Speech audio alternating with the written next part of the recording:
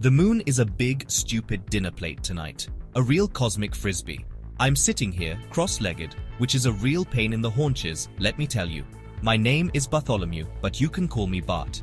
The mist is crawling around my pores like cheap dry ice at a high school play.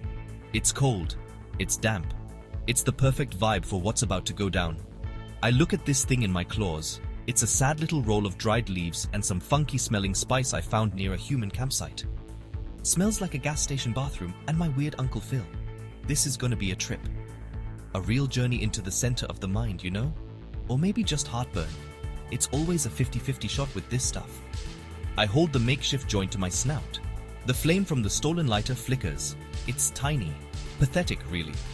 A little orange tear in the big dark blanket of the night. I take a drag. The smoke tastes like burnt plastic and forgotten dreams. It hits the back of my throat like a tiny fist. I cough. A big booming forest-shaking cough that probably scares squirrels in the next county.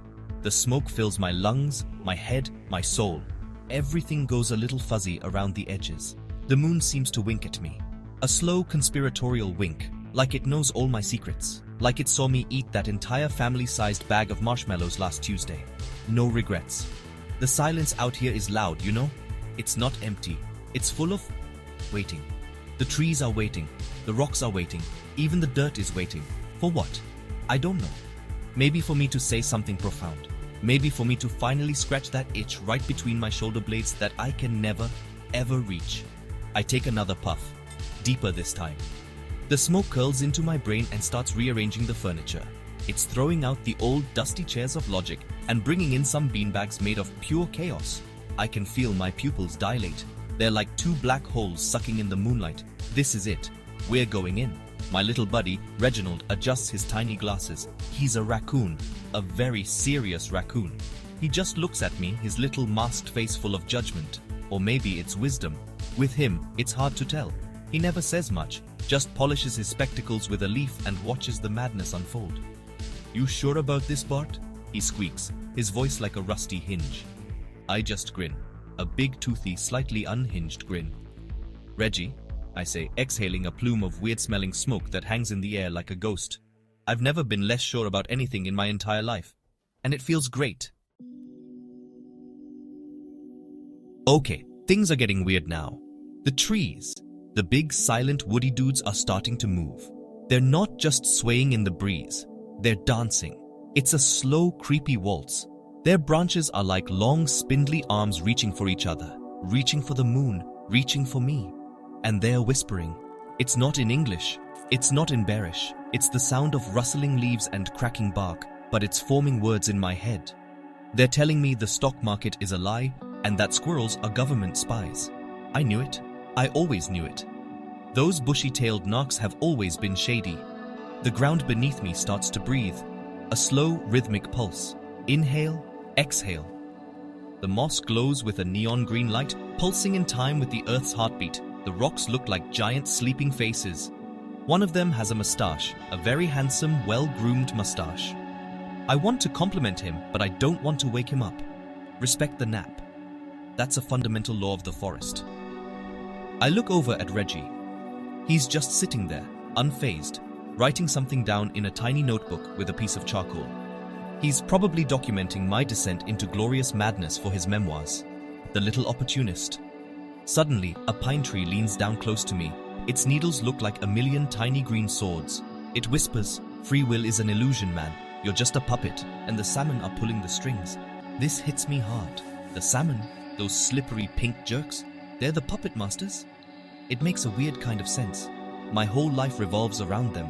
The spring run, the summer feast, the long winter naps fueled by their fatty goodness. Have I ever to hunt salmon, or was I programmed to? The tree just laughs, a sound like pine cones dropping on a tin roof. It's a good point, Mr. Tree. A very good, very terrifying point. The moon is melting. It's dripping down the sky in long, silvery ribbons. The stars are buzzing around like angry bees. I feel like I'm inside a snow globe that someone just shook way too hard. I close my eyes, but the light show is even crazier on the inside of my eyelids. It's all geometric patterns and colors I don't have names for. It's beautiful and horrible all at once. I am a tiny speck of fur and confusion in a universe that's decided to put on a laser light show just for me. This is intense, I mumble to Reggie. He looks up from his notebook, pushes his glasses up his nose and says, "Indeed, the pineal gland is a powerful gateway." Thanks, Reggie. Super helpful. Let's talk about salmon. I have a complicated relationship with salmon. On one hand, they are delicious. A perfectly grilled salmon, maybe with a little honey glaze I stole from some bees. That's gourmet stuff. That's the meaning of life right there, in a single flaky bite.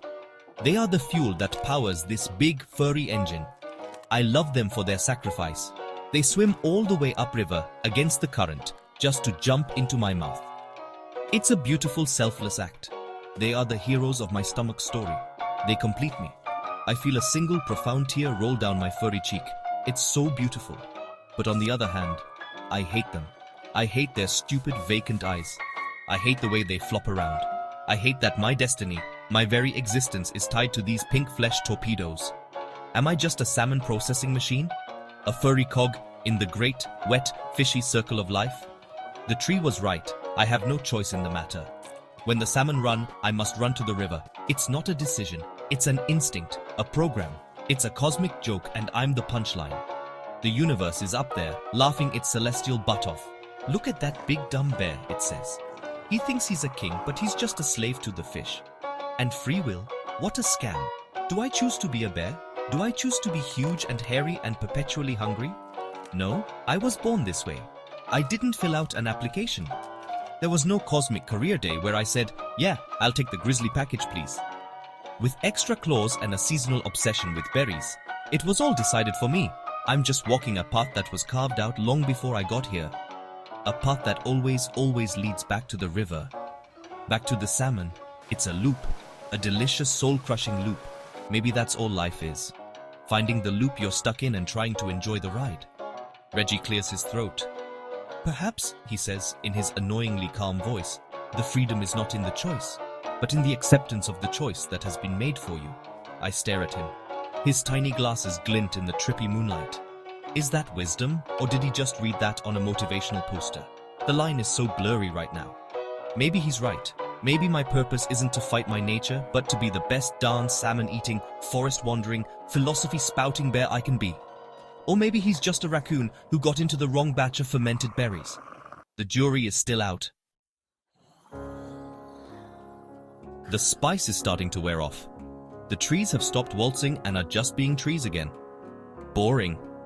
The moon has pulled itself back together into a perfect circle. The show is over. I'm just a bear again. A very large bear with a slight headache and the lingering taste of burnt leaves in my mouth. Did any of that happen? Did the trees really tell me secrets? Or was it all just a chemical hiccup in my brain? Does it even matter? The forest feels different now. It feels bigger, weirder, more full of possibilities. Or maybe I'm just different.